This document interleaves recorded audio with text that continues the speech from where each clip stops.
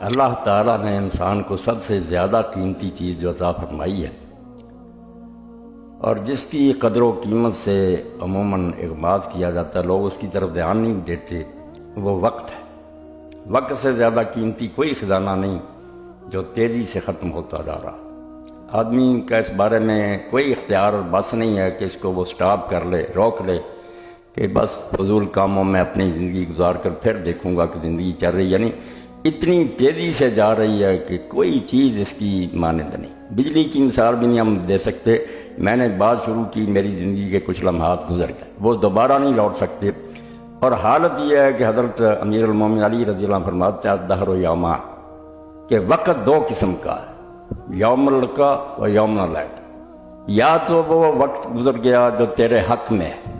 یا وہ وقت تو نے بسر کر لیا جو تیرے خلاف ہوگا۔ اس لیے یہ نہیں بات کہ وقت گزرتا جا رہا تو کوئی پرواہ نہیں، ہر لمحہ یا ہمارے گلے میں لعنت کا طوق بن رہا ہے یا وہ ہمارے لیے ابدی سعادت کا باعث بن رہا۔ اس لیے سب سے زیادہ جس بات پر قرآن مجید نے زور دیا،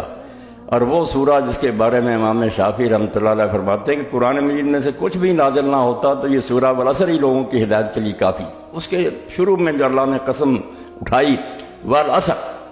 عصر میں دو معنی ہوتے ہیں نا، تیزی سے گزرنا اور تیزی سے گزرنا۔ اللہ فرماتا ہے عمر اتنی تیزی سے گزر رہی ہے،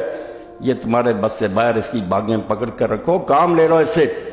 اور اسی لیے ایک موقع پر حضرت علی رضی اللہ عنہ فرماتے ہیں ما من یوم یمر علی ابن آدم الا قال له ذلک اليوم، جو دن بھی آتا ہے نا بنی آدم پر، وہ اعلان کرتا، بزبان حال دعائی دیتا ہے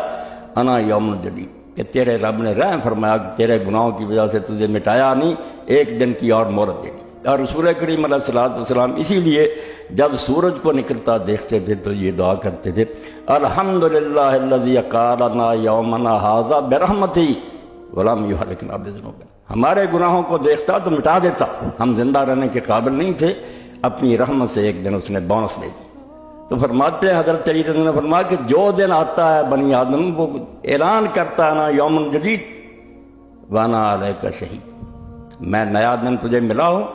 اور جو کچھ تو نے مجھ میں کرنا نا میں قیامت کے دن اس کا گواہ ہوں۔ فقل فیہا خیرا وعمل فیہا خیرا، اللہ کے بندے مجھ میں اچھی باتیں کرنا اور نیک کام کرنا تاکہ اشہد اللہ بی عمل کر، دن قیامت میں تیرے حق میں گواہی دے سکوں، وبال نہ بنا لیں۔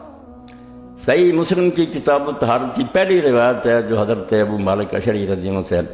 رسول کریم علیہ السلام نے ببانگ دہل فرمایا کہ کل الناس تم روزانہ جو چلتے پھرتے نا، ہر آدمی روزانہ ایک تجارت کر رہا، یہ دنیا ایک منڈی ہے، تم اس میں تجارت کر رہے ہو، فبائع النفس، اور سودا تم اپنے آپ کا کر رہے ہو، یا اپنے لیے خوش قسمتی خرید رہے ہو یا لعنت سمیٹ رہے ہو، روزانہ اپنی بے کر رہے ہو۔ موت کوہا موبے کوہا، کچھ لوگ اس کو جہنم سے چھڑا لیتے ہیں شام کو، کچھ اس کو تباہ کر دیتے۔ اس لیے سب سے زیادہ جس بات کی فکر ہونی چاہیے وہ یہ کہ کوئی لمحہ ضائع نہ جائے، یہ زندگی بہت قیمتی ہے، یا اس سے ابدی سعادت اور خوش نصیبی ملے گی جنت جس میں ہر نعمت ہو، یا جہنم جو اللہ تعالیٰ فرماتے ہیں لا یموت فیہا ولا یحیا، نہ مریں گے کہ جان چھوٹ جائے نہ زندگی کا کوئی مزہ ہوگا، بہت بربادی۔ اس لیے ہمیں کوشش کرنی چاہیے کہ ہمارا ہر لمحہ جو ہے نا وہ کارآمد ثابت، اس میں ہم کچھ نفع کی بات کر لیں، ہمارے لیے زندگی وبال نہ بن جائے۔ اور اس بارے میں ہم اتنے بے بس ہیں کہ کل ہی میرے دوست، وہ بہت میرے محترم ہے، بچہ بڑا اچھا، اپنے ننہال گیا، عبد الرحمن اس کا نام، وہاں اس کے نانے نے کہا کہ عبد الرحمن تم یہاں ٹھہر جاؤ۔ اس نے کہا نہیں، مولوی صاحب نے ہمیں پابند کر دیا تھا جناب، یار میں نے وہ اجتماع میں ضرور جانا، آ رہا تھا ایکسیڈنٹ ہو گیا، اطلاع آ گئی کہ بھائی ہم نے یہ کہا تھا، وہ رکا نہیں، یہ ہو گیا۔ اس لیے میں یہ بات کہتا ہوں کہ کوئی نہیں جانتا کس وقت کیا ہو جائے گا۔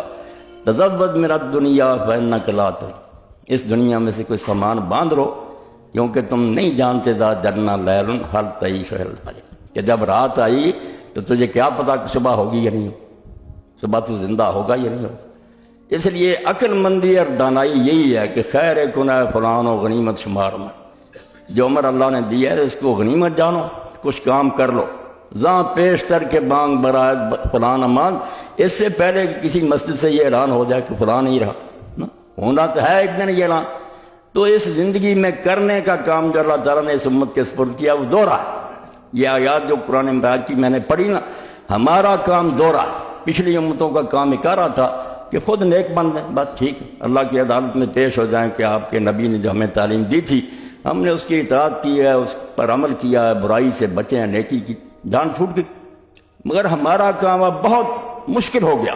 جس کی طرف سے ہم نے آنکھیں بند کی ہوئی ہیں، اور اسی وجہ سے پھر عذاب عظیم کے مستحق ہوئے، ہر جگہ ذلت اور رسوائی ہمارے پلے پڑ رہی ہے۔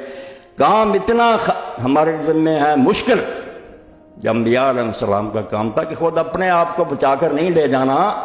باقی ڈوبتوں کو بچانا، دوہرا کام۔ جیسے پولیس اور فوج کا کام یہ نہیں کہ وہ خود نہ قانون شکنی کریں، ان کا کام ہے قانون شکنی نہ ہونے دیں۔ اللہ پاک فرماتا ہے زمین میں تم بہترین امت ہو، شہداء الناس، اور اللہ نے اس لیے کھڑا کیا کہ تم چوکوں میں کھڑے رہو، نگرانی کرو کہ اللہ کے قانون کی مخالفت نہیں ہو رہی، روکو، طاقت سے روکو، زبان سے روکو۔ اس لیے یہ کام جو امت محمدیہ علیہ صاحب الصلاۃ والسلام کے ذمے لگایا گیا انبیاء علیہ السلام کا، اللہ نے نبی کر دیے بند، کہ آپ نبی نہیں آئیں، قیامت تک ہدایت کے لیے رسول اللہ صلی اللہ علیہ وسلم کی تعلیم کافی۔ آپ نے دو انگلیاں ملا کر کہہ دیا انا والساعۃ، تو کہا تھا میں اور قیامت اب اس طرح، میرے اور قیامت کے درمیان کوئی نبی، بس میں ہی آخری۔